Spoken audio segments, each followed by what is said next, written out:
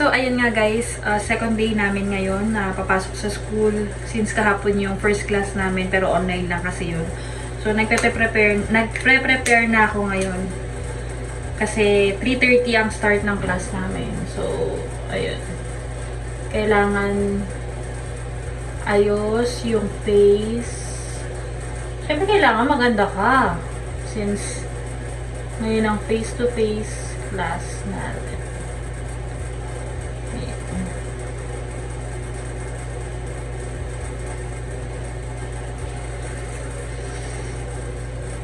Kailangan ayos yung kilay, plakak.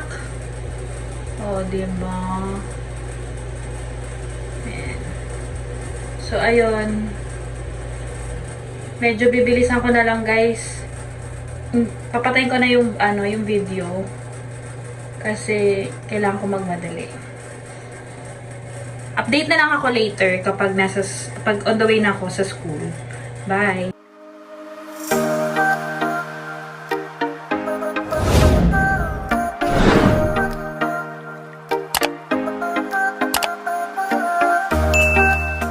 Hi guys! Good afternoon! So, ayun nga. On the way na ako sa school.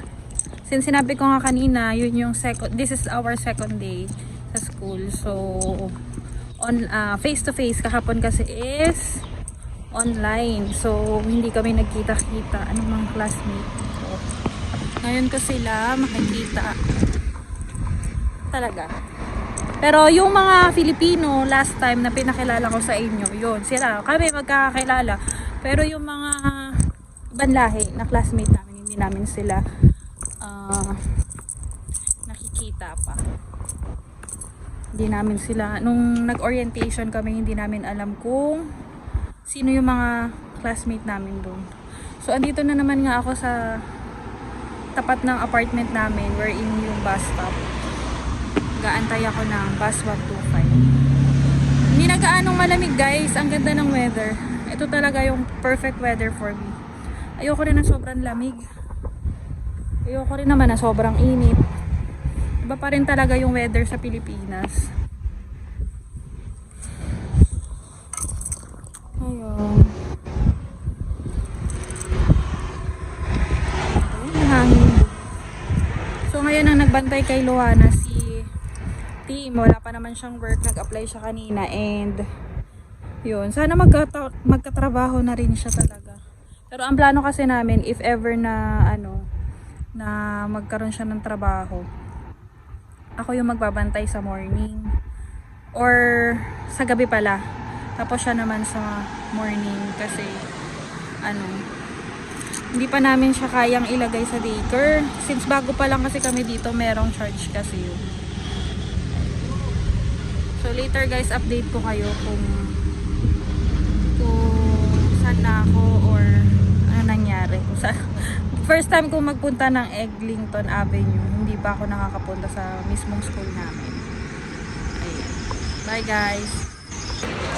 Hi guys! So ayun nga, andito na ako ngayon sa Eglinton Station. So naglalakad ako papuntang school. So, ayon sa Google Maps, 4 minutes daw ang layo nito from station. So, ayan. Lakad-lakad. Medyo mainit. OMG, ang aking high blood. So, ayun.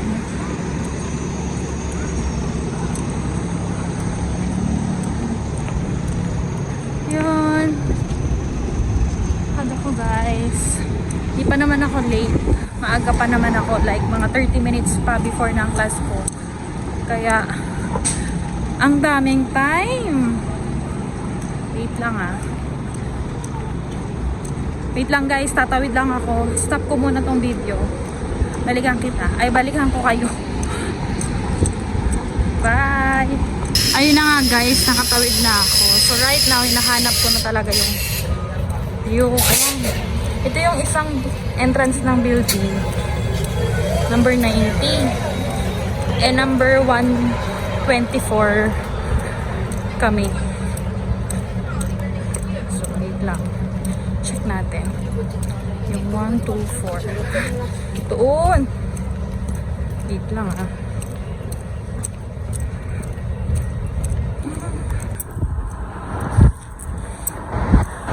OMG! Hingal guys! Sobrang hingal ko. Ayan na ba? Ayan na ba?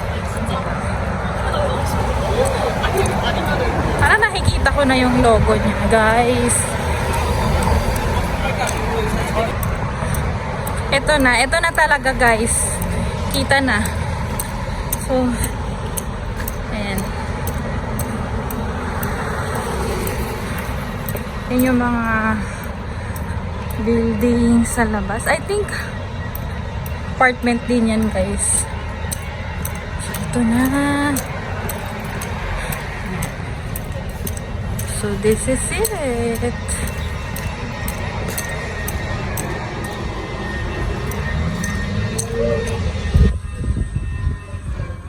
Pasok tayo sa loob.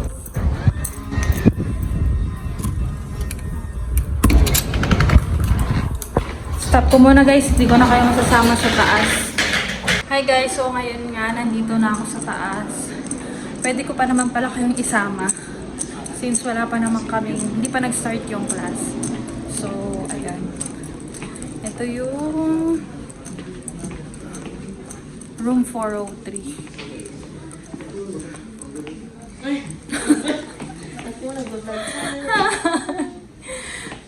Sabi yung mga magkakaklase dito. Yung magkakatabi sa upo. Sino ba katabi ko? Dito ka nag-ate ka. Magaling eh. Hoy, hindi ako magaling. Sa Elaine nga yung magaling. No. Ano te? Masakit ipin? Maganda tayo. Ayun. So guys, stop ko muna. Later na lang. Ay, amingay mo, Pilipino ka. Guys, natapos na yung natapos na yung math subject namin. Yung first subject kasi namin after nun yung computer subject. My God, guys, hindi ko talaga naintindihan yung math kahit anong number. Actually, kaya nga ayoko talaga ng math ever since. Kasi hindi ko siya maintindihan. Algebra siya, as in. Kumagets. So, ayun, break na nga namin. After nito is computer. So, kumusta? Akala ko hindi mo naiintindihan yung math. Hindi ko talaga. Hindi daw niya naiintindihan, pero alam niya. Ako as in talagang wala akong maintindihan. Guys, alam niya naman yun ever since. Sige na guys, kakain muna kami. Bibili kami ng snack. Hi guys, so finally nga, andito na ako sa bahay. It's already 10:45 in the evening. And finally, nakauwi na ako. Grabe, parang ang haba ng oras. Pero 6 hours lang naman yung pasok namin. Actually guys, maaga naman kami kanina pinalabas. Around 8 to 8:30 p.m. Pero kasi kaming mga magkakaklase is meron kaming dinaanan. By the way guys, thank you pala sa Christ Likeness. They are non-profit organization dito sa Toronto, Canada, wherein nagbibigay sila ng mga foods, groceries, and mga breads for free. So, malaking help to sa mga international student dahil we all know naman yung international student, nag-i-start pa lang sila ng journey dito sa Canada. So, medyo tight pa yung budget nila. Hindi ko naman nila lahat, pero most of the international student, dahil nga hindi ganun kadali or kamura yung mga pagkain dito. So, malaking tulong sila para sa amin, para sa mga bagong dating actually. So, ayun po. Sana marami pa po kayong matulungan and God bless po sa inyo.